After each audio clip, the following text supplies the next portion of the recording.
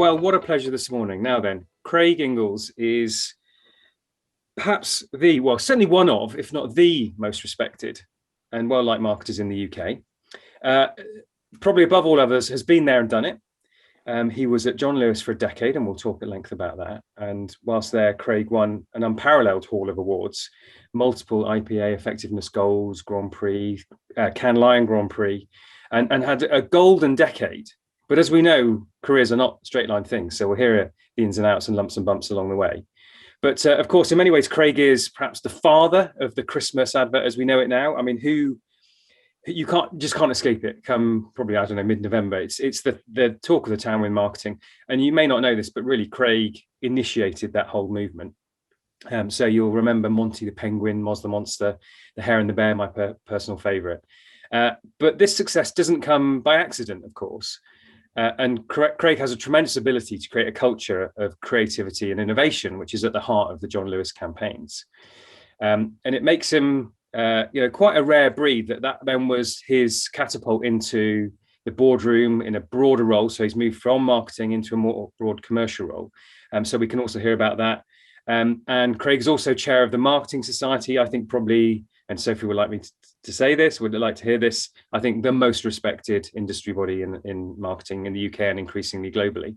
I did actually ask Gemma Grieve just to say, what did she make of working with Craig? So Gemma was obviously on the show before and former CEO of the Marketing Society.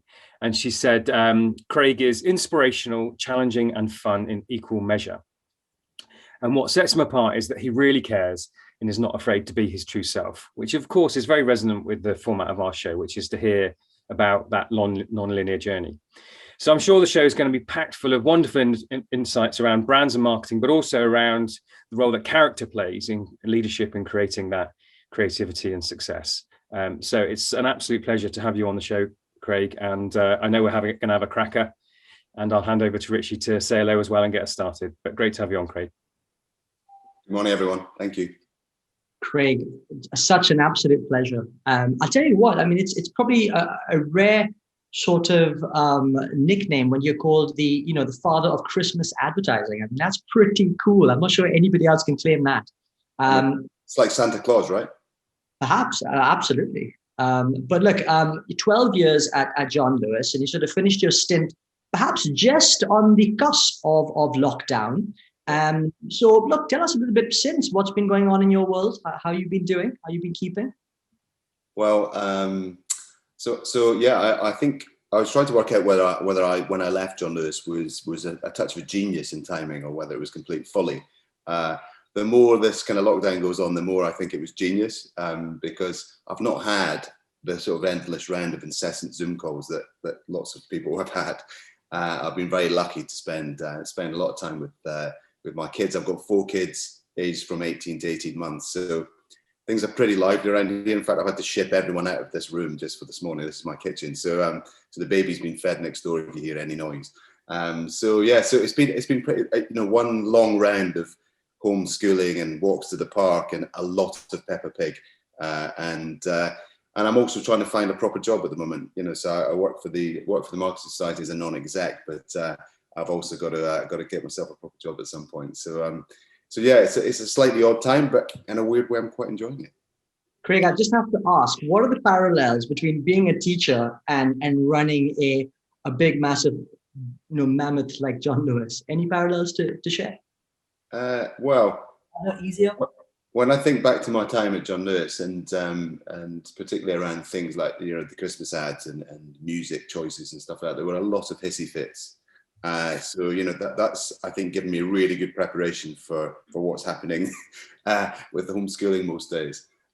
This week has been amazing because they're off, so I just let them sleep till 11. It's fantastic. You get sort of 2 or 3 hours to yourself. But it's hard. The serious thing is that it's really hard, and actually I really feel for those who are genuinely trying to juggle schooling with work. I actually not sure I could have pulled it off. It's very, very tough. Yeah, that's absolutely. I know there are a lot of people going through an impossible challenge of trying to juggle all these things. So not easy. And obviously we hope for reasonably good news on Monday if you're in the UK in terms of how things might start opening up.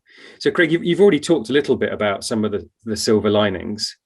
Do you think there's anything in specifically you've learned either about yourself or yourself as a leader through this time where there's potentially a bit more time for reflection, or at least away from the day to day?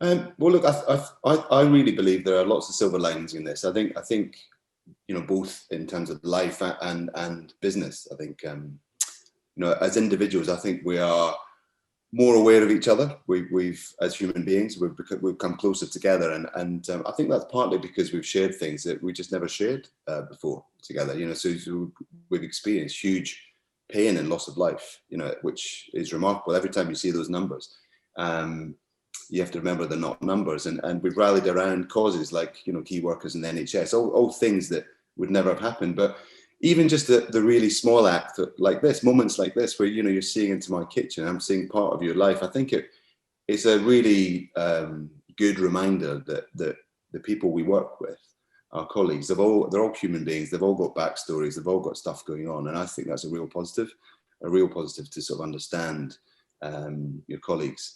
And then I think more broadly than that, in terms of brands, it's something that I'm obviously really interested in. I think brand behavior has changed quite significantly.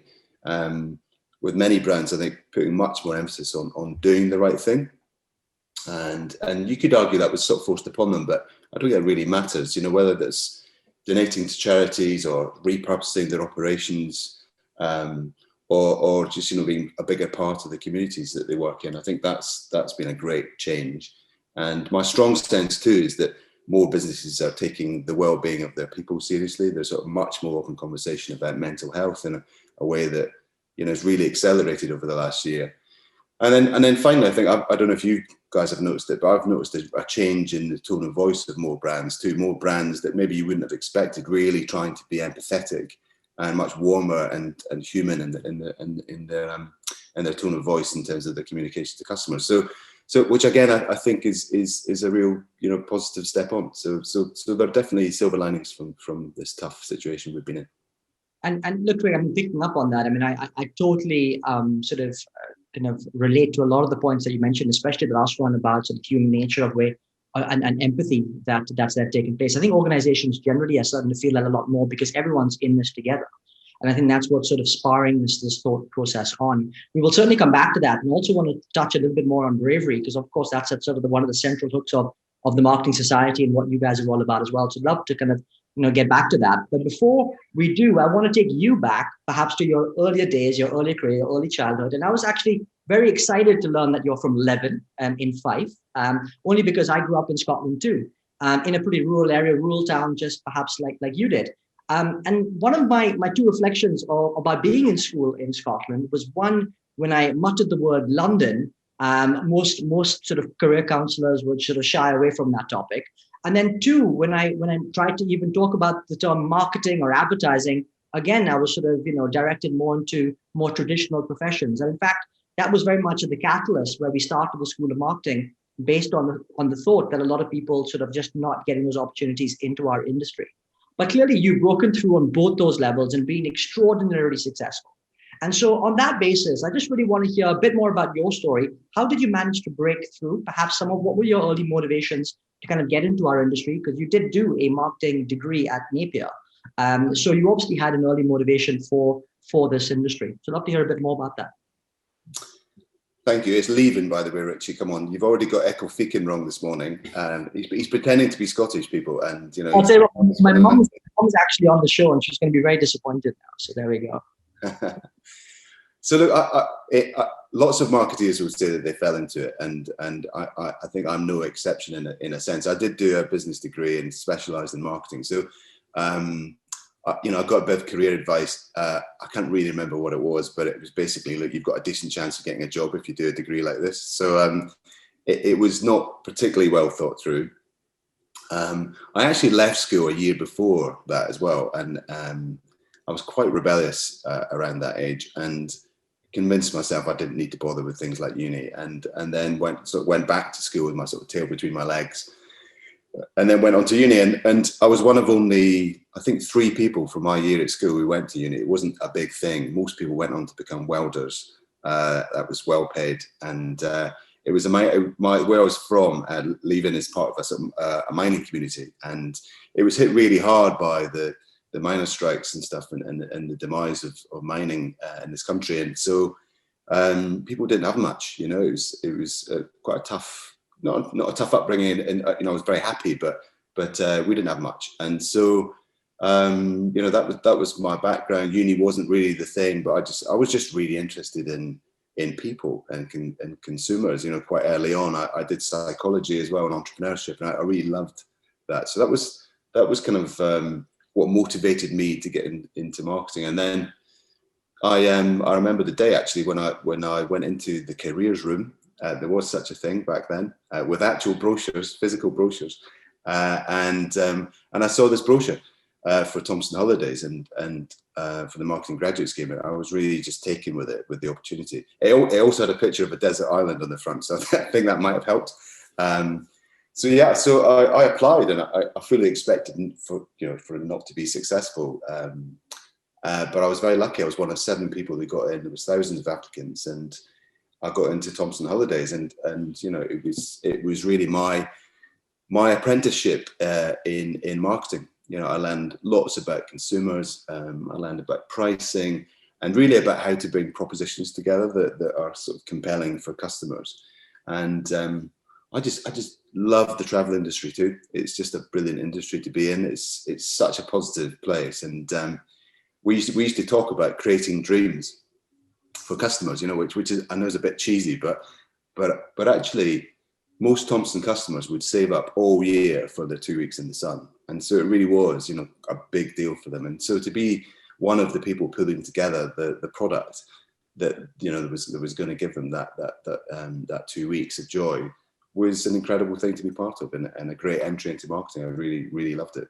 And I've still got some friends who are from that time, you know, some really close friends, some of my closest friends. So, Craig, you've mentioned a couple of times the word business, and there you talked at Thomson Holidays about learning about pricing. There is a body of people, you know, it looks like marketing's getting a bit sort of thinned out. I hear people talking about, I'm a digital marketer rather than I'm a marketer. You, perhaps more than any, have sort of wired marketing into the commercial conversation and the interplay between marketing and business more than many get the opportunity to do. Is that from those early days, or is that from having a qualification? Because many people sort of miss that point and realize that marketing is about driving business growth a bit too late, a bit too consumed by the advertising. But where did your breadth of perspective come from? Or was it always there from the beginning? It's a good observation, Mark. I've never really thought about it, but that first job at Thomson actually didn't have any marketing communication in it. That actually took place elsewhere. And so all the marketeers were really product marketers. We pulled together product propositions. And so, yeah, maybe that has informed how I go about doing things. But because I've never really understood this invisible barrier between sort of commerciality and marketing, and, you know, talking the language of commercials, talking the language of the boardroom. I do find that a bit odd, because what marketing is there to do is primarily to drive growth. You know, we are at the prow of the ship, is what I used to say to my team, in terms of driving innovation in order to drive future growth for the business. That's the purpose of marketing, and so it's really straightforward for me. I've never, you know, had to overthink it. So I do find when we get into those sorts of slightly odd conversations about, you know, marketing's role in a business, it's not something I can particularly relate to.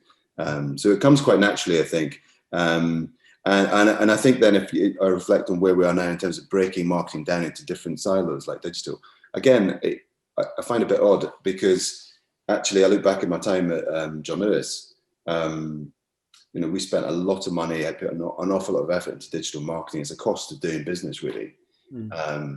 Particularly in search, and digital marketing is at its best when it works alongside some brilliant brand marketing. And I can tell you that you know, John Lewis has got his highest returns on investment when those two were rocking and rolling together. And, you know, individually they performed in their own way, and you need specialism, because you're specialists to run those things, but it's when they come together is when the magic happens, I think. And so I've never really understood that sort of that delineation either. Craig, I just want to pick up on that point because it's super relevant. Now, clearly, at the outset, we talked about your nickname being sort of the Father Christmas of advertising and all that kind of stuff, and that's what you're synonymous for, that advertising. But actually, John Lewis is about so much more than that, quite frankly. It's about the customer experience, right? It's about the whole business, the whole way and ethos of doing business. It's the culture that you've engendered.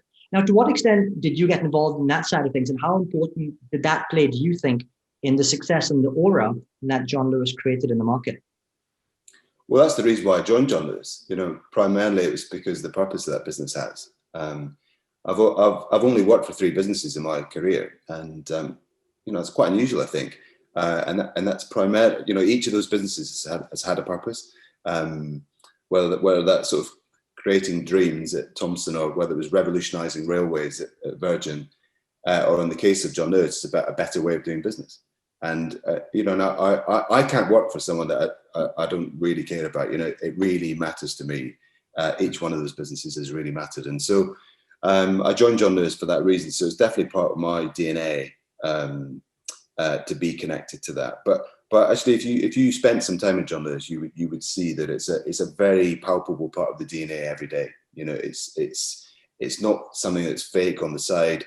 It's right at the heart of the business. And to give you a sense of that, John Lewis has the normal corporate governance structure, with a board and everything that sort of flows down from that. But alongside that, to mirror it, it has a democratic structure, and that's what makes it quite unique.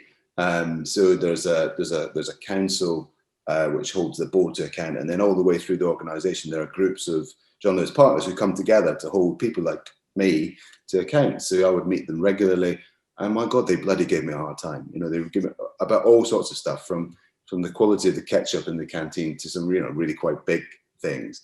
And I would have to go to John Lewis Council along with the rest of the John Lewis board every couple of months and have a proper grilling. I mean, I dreaded it because there was no prep really you could do for it. You just stood in a room, 250 people in the room, live streamed to the whole business and asked anything. And so, it keeps you on your mettle and makes you really focus on what's important in that business and make sure you're doing the right thing. So it's live and well, and I think that gives the business a heart that perhaps others don't have, and that is obvious to the customer. So when you have a great interaction with a John Lewis partner, and they're not all great, it's not perfect, but when you get a great one, you will meet someone who is warm and expansive and really cares about you and wants to do the right thing by you in that moment. I refer to them as moments of truth. In that moment of truth, they will do everything they can to make you happy. So, and that comes from the sense of, we own this business and we've got to do the right thing. Can't really make that up. Yeah. My sense is you're highly instinctive, so I'm sure you'd have thrived in those sort of 250, those grilling sessions. But I'm just going to say a quick hello to Gary Andrews. If I think it's the one I think it is, who's an ex-Direct Line. It's Gary coming in maybe from Australia. So welcome, Gary. Now, Craig, I would say probably your signature, which is synonymous with Christmas advertising, which we'll come on to, is around creating a culture of creativity and innovation. That's probably what you're characterized as having. Now, they're buzzwords that are chucked around. So what does creativity and innovation mean to you? And then there's a good question from Matt coming in, which to build into what are the 3 non-negotiables to inject creativity. So there's a bit about what is it to you, and also how do you create it?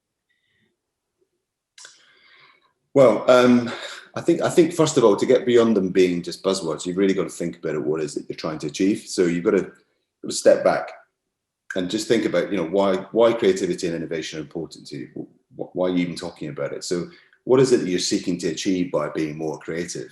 And I think by doing that, you sort of ground it back in reality. So avoid it just being chat and buzzwords. For me, I think they're about disruption. They're about positive disruption, creating positive disruption to do something better tomorrow than you do today. It's really that simple, but it is disrupting what you currently do. And there's a whole bunch of scenarios in which you might desire to focus on creativity and innovation. And if I think back to my time in John Lewis, it could be that the market you're in is maturing and that you need to find new opportunities to diversify. It could be that new competitors have come in and changed the game, or it could be that your customers are changing and that what you were doing is no longer relevant and they're looking for something new. Or of course, it could be any combination of those things. And I can tell you at John Lewis that it was absolutely a combination of all of those things that are disrupting retail in the UK. So it's pretty challenging. But if you think about those sorts of challenges and then think about the need for innovation, it goes from something that's perhaps nice to have to absolutely essential to differentiation, to remaining relevant in the eyes of your customers, and ultimately survival. So John Lewis and other retailers will not survive unless they innovate. I mean, it's that vital, I think, because they just become less and less relevant in the eyes of their customers. If that makes sense. Craig, I want to pick up on the point around innovation and sort of the way where retail is sort of currently headed. You probably have a great point of view on this. Just before I do, though, Mari and Trina, if you guys have questions, please just put them in the chat or the Q&A, and then we're more than happy to kind of pass them on to Craig. So Craig, we've had just in very recent weeks, perhaps over the last month, we've had quite a lot of disruption taking place and a lot of sort of turbulence in that sort of retail space. Of course, it's been going on for a while, but in particular, some great announcements around ASOS taking over some flagship brands like Topshop, etc. So where do you see the future going between the line between digital and physical retail? Well, that's the $64 million question. I have to ask. Yeah, no, it's a really good one. Look, I think inevitably, what we've seen over the last year is the acceleration of things that were already happening. So retail was obviously already making a huge shift to digital. When I left John Lewis, we were sort of about 45% online, which is the bit that I ran, and that's accelerated massively. And at the moment, it's almost 100%. It will settle back at a lower number, but it will definitely be a higher number than it was before. So there's no question that digital was accelerated. And John Lewis was fortunate or forward thinking in the sense that they got onto into digital retailing early. So 2001, they bought a business called Buy.com, and I benefited and others benefited from that forward thinking purchase. And other retailers have struggled, and to be honest, the ones that have gone recently were a bit late. We're late getting into e-commerce, and so there's no question that will continue apace. The big question is, what's the role for physical? Now, I find this difficult because I cannot imagine a world where we no longer want some form of physical shopping in our lives, right? It is actually incredibly convenient. So the most convenient thing you can ever do is walk into a shop, find something that you love, put it in a bag and leave. I mean, it's just like, it's the ultimate inconvenience. But that kind of belies something else, which is that the inspiration you get. So I don't know, I was shopping at Christmas, and I was in it, funnily enough, at John Lewis, and I found something from my partner that I wasn't planning. It was just like lovely dress. I just saw it, and I was quite inspired by it. I thought that's definitely M, and I bought it. And you can't. It's much harder to do that online. So I think there's a real. I'll give you a personal example, because at a sort of business level, what we saw was a huge shift in consumers over the last few years, moving from being focused on buying stuff, buying products, to demanding experiences. They really demand experiences, and using words like, I want to be inspired, or I want you to curate on my behalf, like quite unusual words, I think.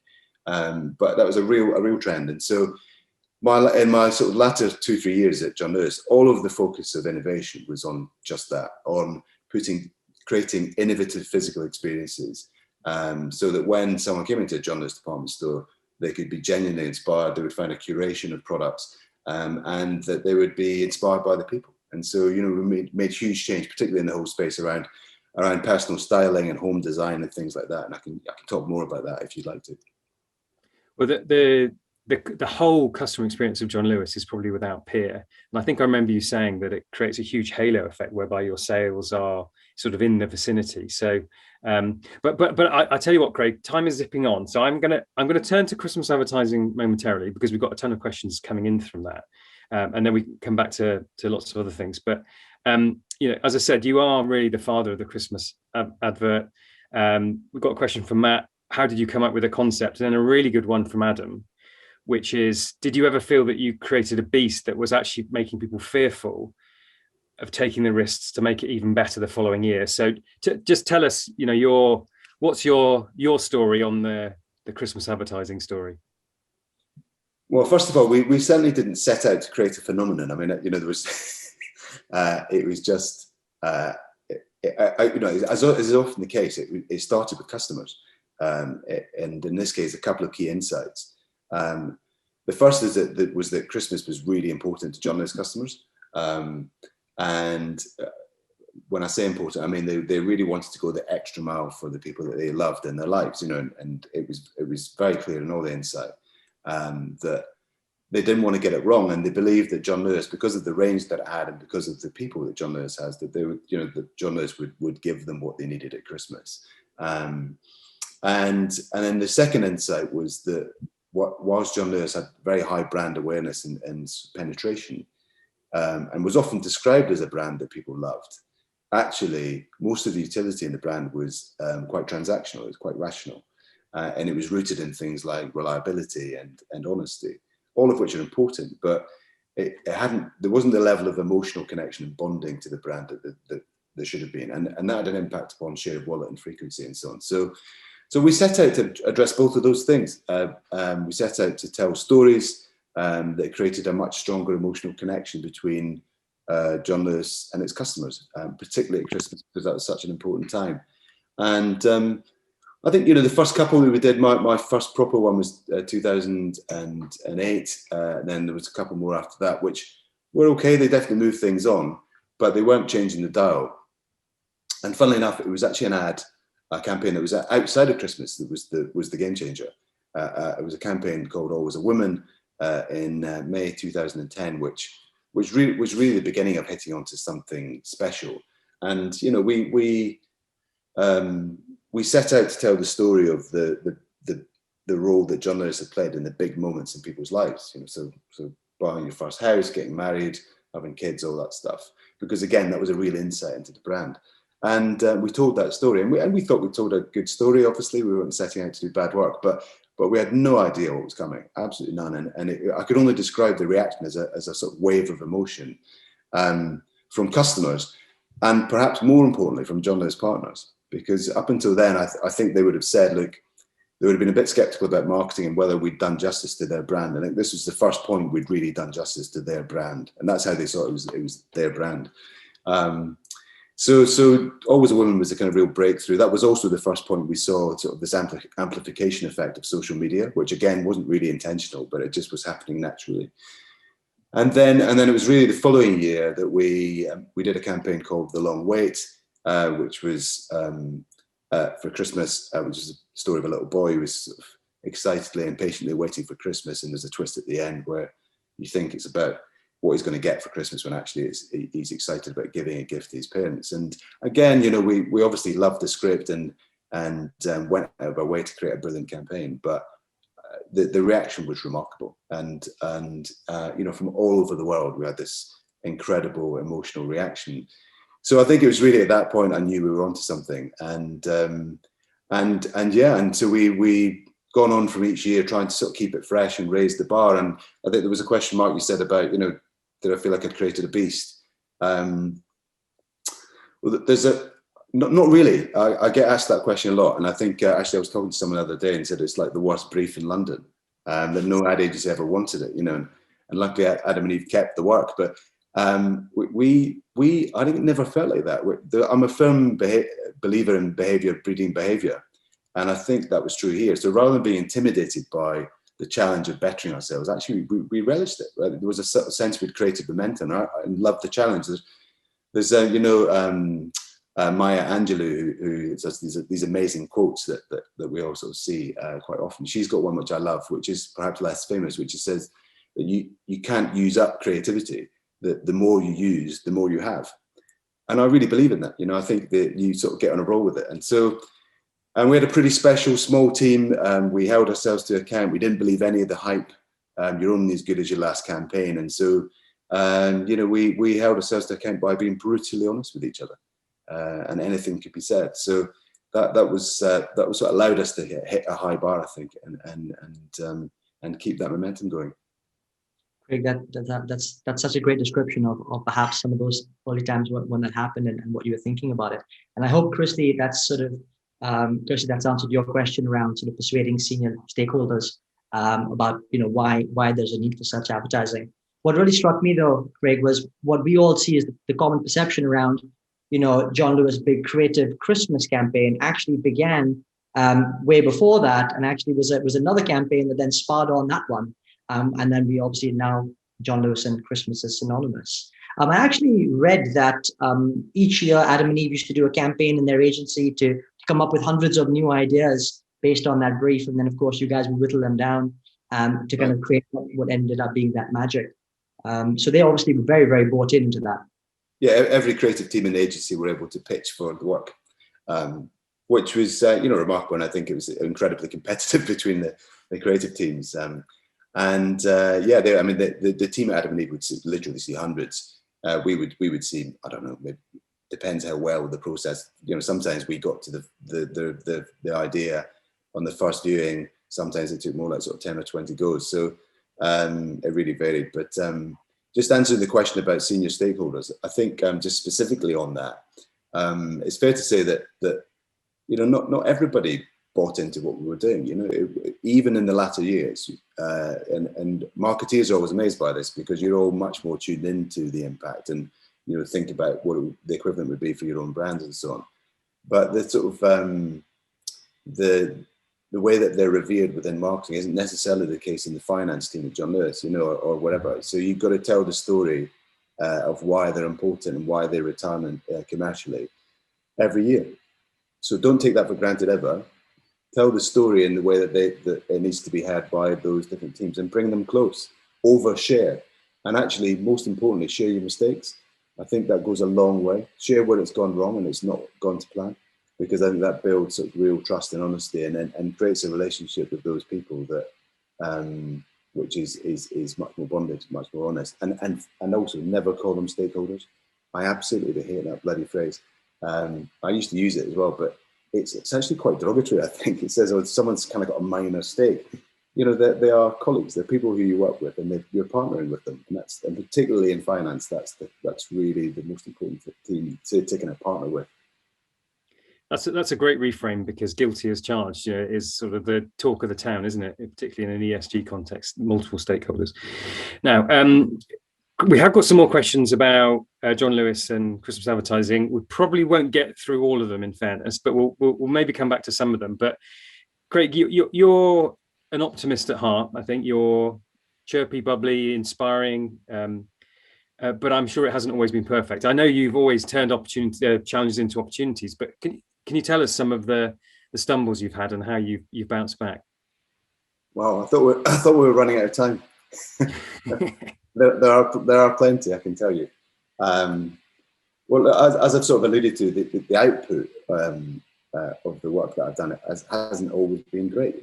It's definitely been hit and miss, and you'll have your own views. But I've definitely not always knocked out of the park. And if I had £1 for every time that someone had told me the best John Lewis ad, as Mark has done this morning, and also where I've missed a step, I'd be a very rich man. It never ceases to amaze me. But I think if I sort of step away from the output and think about what's required to create that kind of work, sort of a couple of things that come to mind. There was a moment, for instance, a few years ago where I did an exercise with the marketing team at John Lewis, which was about, 40 or 50 people at the time. And we used Myers-Briggs, as I'm sure many of you had, to sort of profile our personality traits and with a really good intention, which was to understand each other better. And we laid out a giant grid on a floor in a room and had everybody there, which was just, and we asked everyone to sort of place themselves in the box that was relevant to them on the grid. And it was a really remarkable moment for me, because everybody in the team, bar 2 people, were pretty much in the same box. I mean, or within sort of 2 or 3 boxes really close to each other. And there was only a couple. I've just seen Lorna Brown, who's watching, remembers as well. So there was 2 people who were on their own. And I realized in that moment we had effectively been recruiting clones of each other. And whilst it was a really lovely, sociable team, it was a great place to be. We weren't as high performing as we needed to be. And actually, I'd sort of known it was bubbling under, but it was in that moment I realised that we were not focusing enough on diversity, and I've changed a lot of that since. So that was definitely a stumble. And I think then the others, when I think about trying to innovate and sort of stepping away from marketing, I think about particularly in sort of digital innovation and bringing cross-functional teams together. You know, that there's been times where, you know, I've thought we're on a path to something really exciting. We've got teams excited because they can do lots of experiments and so on. But actually it's really faltered. And that's mainly because things like, you know, despite being really clear as a board on the objectives, we failed to really clarify them with the teams. And so looking back, there was just way too much ambiguity. And we'd also not made it clear enough to the rest of the organisation how important this work was.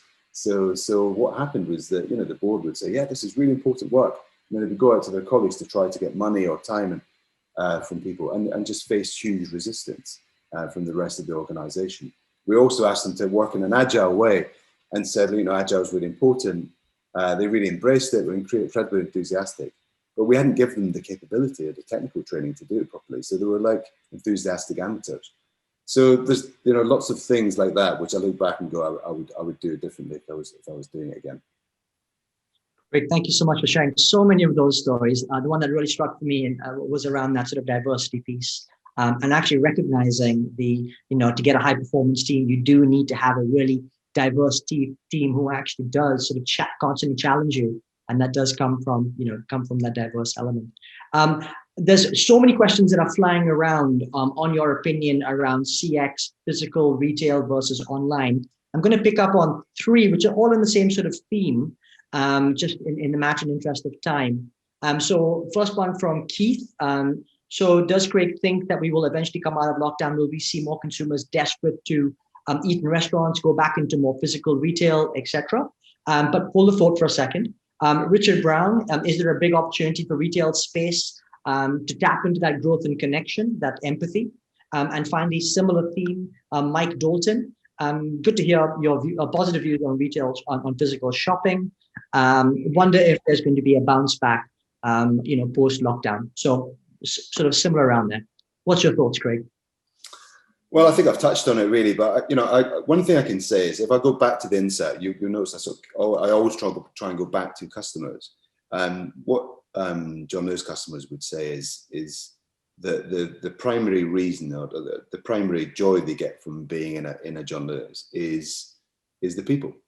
So you might think it's the product range, and it is partly that. You might think it's that they offer good value. It's partly that. But the primary thing, what we would call within John Lewis we called it the magic, came from people, right? So I sort of touched on it earlier, those sort of moments of truth.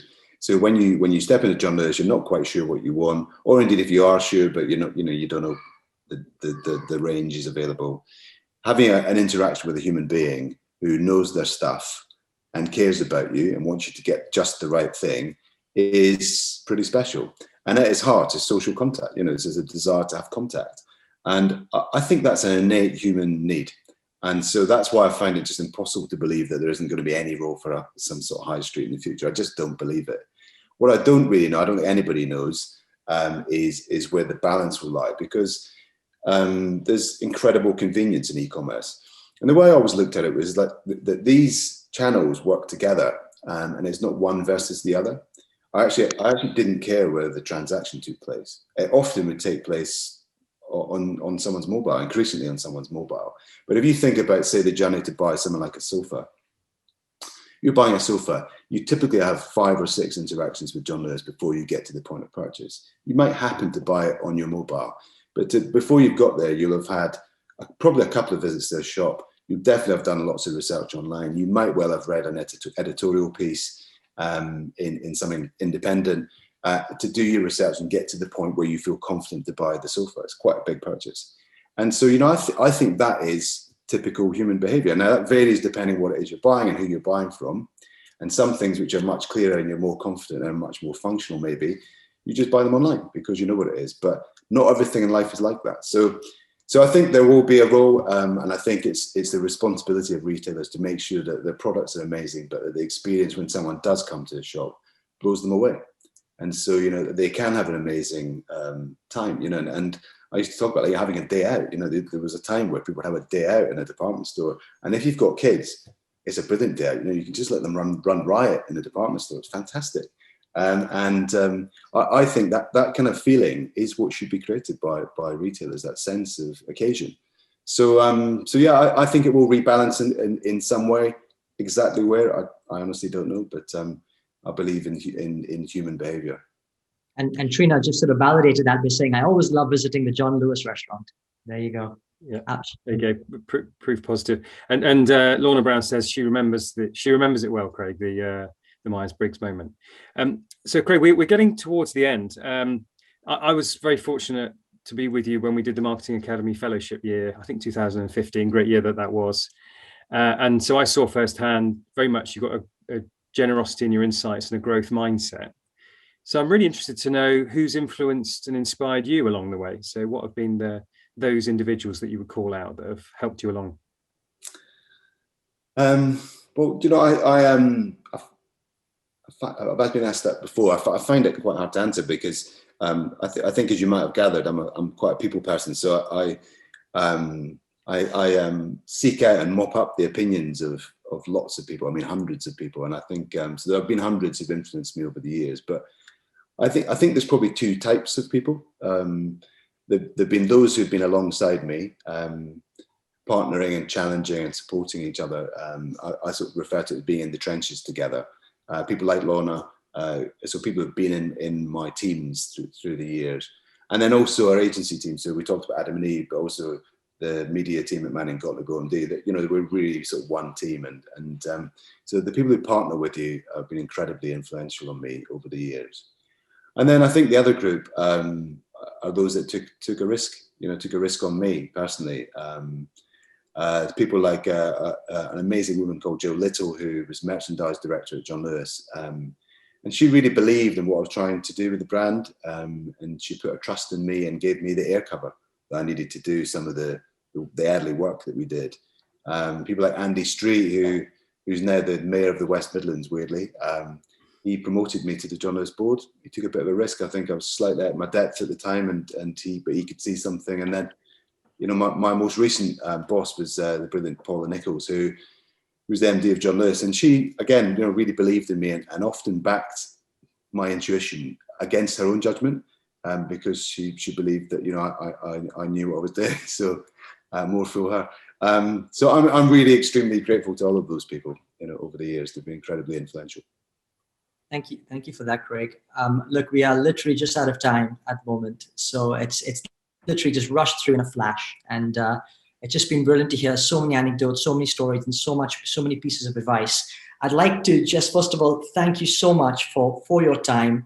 It's been absolutely brilliant having you on.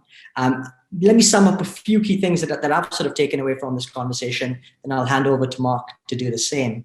The first thing that I really thought, just from your last point, was even you, the father of Christmas advertising, need air cover. And that's brilliant. This sort of epitomizes how humble and sort of, you know, thing that you are, which is really nice. But the overarching thought that I thought really shone through in this conversation was the focus on the customer and doing the right thing by them, a real movement into that direction. I loved your first job at Thomson, where you talked about creating dreams, because I think that's been a thread that has really kind of shone through all the way through. Because even at John Lewis, you know, you then refer to creating emotional connection, but what you really are doing is trying to create and inspire a dream in people, and you did that in so many different ways. I love the notion when you talked about Like a Woman. I think that was the campaign where, you know, you launched in the summertime, but actually magic happens way before often people see it or think about it or the perception around it. So I think the key takeaway for me is those small steps that lead up to magic was something that I really took away from. And also that creativity took a lot of time. I mean, Adam and Eve, hundreds of ideas, collating down 20 versions, so much time that takes into kind of creating that succinct process. My last one, or last two perhaps, so many, and then I'll hand over to Mark. The one around stakeholders, I've stolen that one. I'm sure Mark would have said it, but don't call people stakeholders. I love that. That was brilliant. And then your last thought around physical convenience and what it brings. And you clearly, anecdoted that Trina's comment around the restaurant. Keith also talked about IKEA and the meatballs. Keith, I totally love those meatballs too. But hey, look, there's just so many things to go after in this conversation. So Craig, thank you so much. Over to Mark. Yeah, thank you, Ritchie.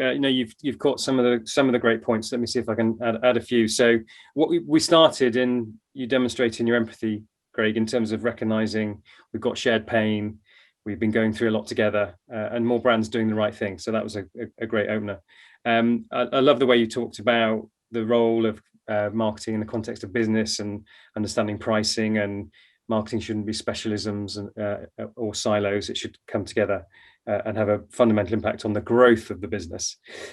Creativity and innovation is about positive disruption to do something better tomorrow. And I think that sort of captures what I think you have, which is sort of burning desire to do good things and to do better things. As Ritchie said, the fact that the Christmas ad started with the customer is, who'd have thought, and in fact didn't even start with Christmas. So we've learned a couple of more layers than perhaps we knew before, which is wonderful. You can't use up creativity after all. Let's not forget that. Need to tell the money story. But it's been wonderful having you on, Craig. And what I'm left with is this sense of a bit of a paradox, really. What comes out in you is a calm excitedness, very, very composed, very reassuring, very confident, but also that sort of burning excitement, burning desire. And I'm sure Lorna, as with many, has been very fortunate to have been led by you in that way. So it's been fantastic to have you on, Craig. Can't thank you enough. And I know everyone will have enjoyed it hugely. Thank you, guys. I really appreciate it. Thank you. Yeah, so follow that, but we will try. Next week, as every Friday, we'll be back. We've got Kate Rowlandson, CEO of Mediacom, and a long and illustrious career in the media industry. And Kate's going to talk to having an international career, even a global career. She's going to talk to how the media landscape is changing. And she's also going to talk to diversity, where she's been particularly outspoken that within the media industry, there's been too much lip service and not enough impact and action. But for now, for the last time, thank you again, Craig, for your time this morning. A wonderful springboard into the weekend with so many great insights. Thank you again, and good weekends, everybody. Thanks for joining.